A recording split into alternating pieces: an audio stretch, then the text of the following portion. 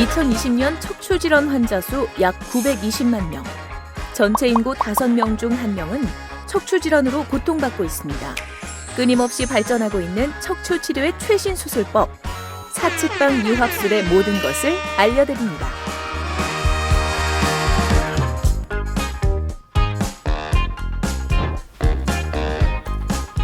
안녕하세요. 신세계서울병원에서 척추를 담당하고 있는 정형외과 전문의 김연호라고 합니다.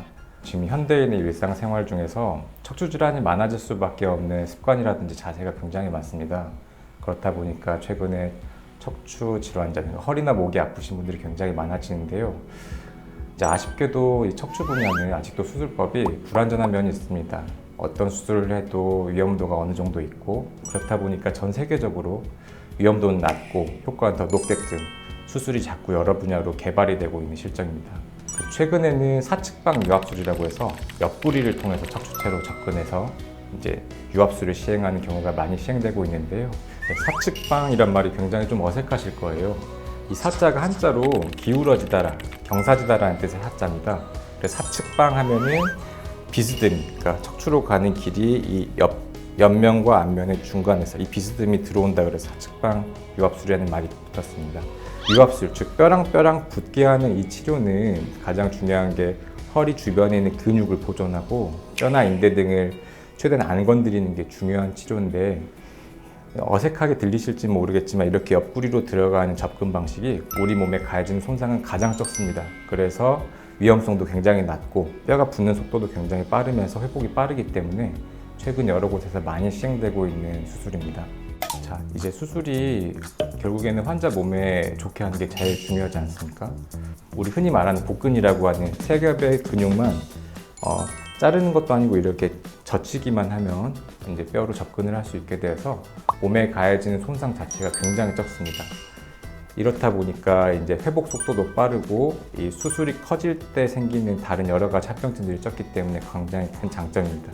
후방으로 접근해서 신경을 직접 보고 하는 수술들은 이제 신경을 직접 보고 이렇게 젖히고 만지고 하는 수술이다 보니까 좀 더 효과적으로 감압, 이제 신경 주변에 누르는 걸 없앨 수 있는 반면에 신경에 미세한 손상들이 가해지는 경우들이 있습니다.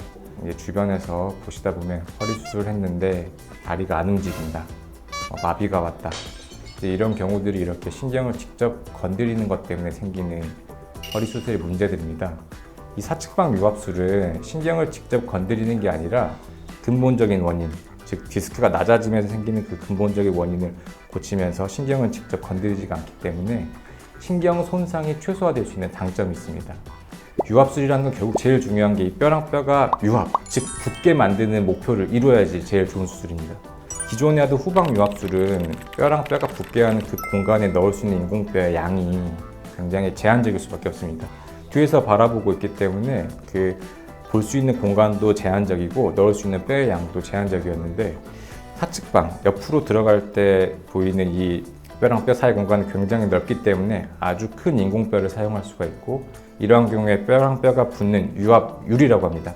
유합된 정도가 훨씬 높기 때문에 이 유합 속도가 빨라지고 잘 붙어서 이러한 측면에서도 좋은 수술이라고 할 수 있습니다.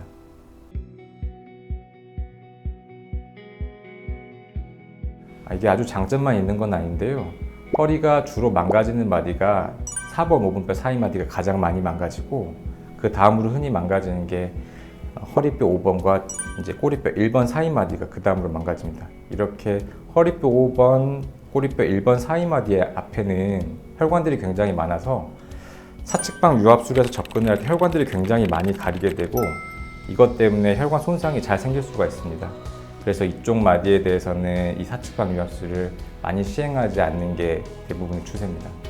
두 번째로, 보통 척추를 전공한 의사분들은 이렇게 허리 뒤쪽으로 접근하는 방식이 굉장히 익숙합니다. 근데 옆으로 들어가다 보면은 요관이라 그래서 콩팥에서부터 방광을 연결하는 소변이 지나다니는 길이 있는데요. 이 길이 잘 손상이 되거나 이 앞쪽에 있는 작은 신경 가지들, 혈관 가지들이 잘 상할 수가 있기 때문에 아무래도 경험이 많고 이 사측방 유합술이 익숙한 분께 수술을 하시는 게 좋습니다.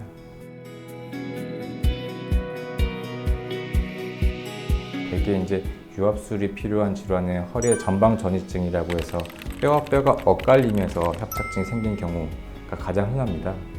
이때는 뼈를 다시 원래대로 맞춰주고 이 뼈들을 고정해야 되는 유압술이 필요한데 이 전방전이증의 경우에서 가장 효과적이고, 쉽게 생각하셔서 유압술이 필요한 환자에서 모두 적용이 가능하고 할 수 있는 환자분에게서는 사측방 유압술을 하는 게 좋다고 생각하고, 저도 유압술이 필요할 때는 주로 사측방 유압술 먼저 고려하고 있습니다.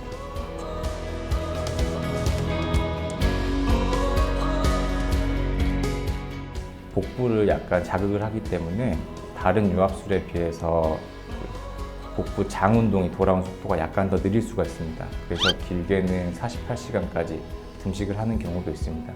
이 이외에는 다른 수술에 비해서 호흡도 빠르고 활동도 바로 할 수 있고 피주머니를 차거나 수혈을 하는 경우가 없기 때문에 훨씬 더 낫다고 보시면 되겠습니다. 그러니까 유압술 자체가 뼈랑 뼈를 붙이는 수술이다 보니까 이 붙는 데 걸리는 기간 동안 허리를 움직임을 너무 많이 쓰면 좋지가 않습니다. 그렇다 보니까 3개월 동안, 보통 통상적으로 3개월 말씀드립니다.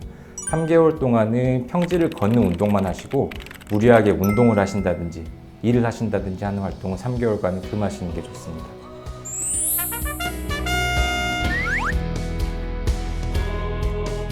지금까지 사측방 유압술에 대해서 간단하게 말씀드렸습니다. 척추는 절대 수술이 끝이 아닙니다. 수술로 모두 고쳤다? 나 이제 다시 옛날처럼 생활이 된다, 이렇게 생각하시면 절대 안 됩니다. 척추가 망가진 원인이 분명히 있기 때문에 이를 교정을 해야지 다른 마디가 나빠지지가 않습니다. 척추에는 뼈가 아주 많이 있고 마디도 아주 많이 있기 때문에 이걸 고치지 않으면 수술하신 다음에도 다른 마디가 또 나빠질 수가 있습니다. 그래서 항상 바른 자세, 적절한 운동, 이게 제일 중요하다는 걸 꼭 잊지 마시고 정기적으로 장기적으로 전문의와 함께 상담하고 진찰하고 필요시에 적절한 검사를 하시는 게 굉장히 중요합니다. 혹시 여기에 대해서 더 궁금한 점이 있으시거나 문의사항이 있으실 때는 댓글을 주시거나 병원으로 문의 주시면 여기에 대해서 좀 더 친절하고 자세하게 말씀드리도록 하겠습니다. 들어주셔서 감사합니다.